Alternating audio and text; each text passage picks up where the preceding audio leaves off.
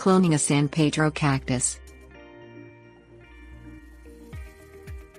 The San Pedro cactus grows quickly and, with proper care, it takes well to most environments. While starting this columnar cactus from seed requires little work, you can produce a larger and faster growing cactus through cloning. The best method for cloning is to take a cutting of the San Pedro cactus and provide it with ideal root growth conditions.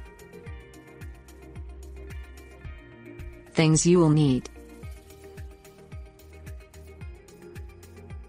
leather gloves, sharp knife, sterilized with rubbing alcohol, cactus potting soil, crushed pumice, planter with drainage holes, liquid cactus fertilizer.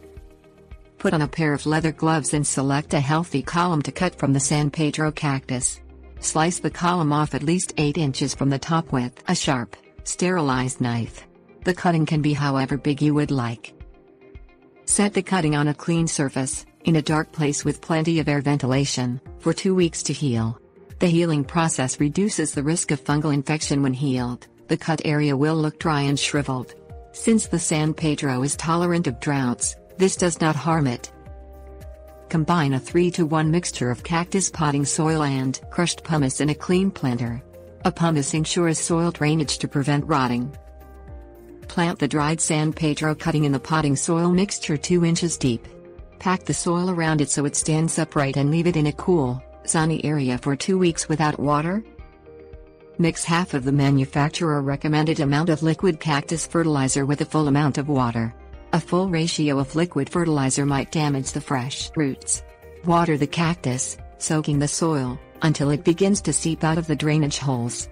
Do not water the San Pedro cactus again until the soil is dry throughout. Keep the cloned San Pedro in a cool, sunny area and continue to allow the soil to dry completely between each watering.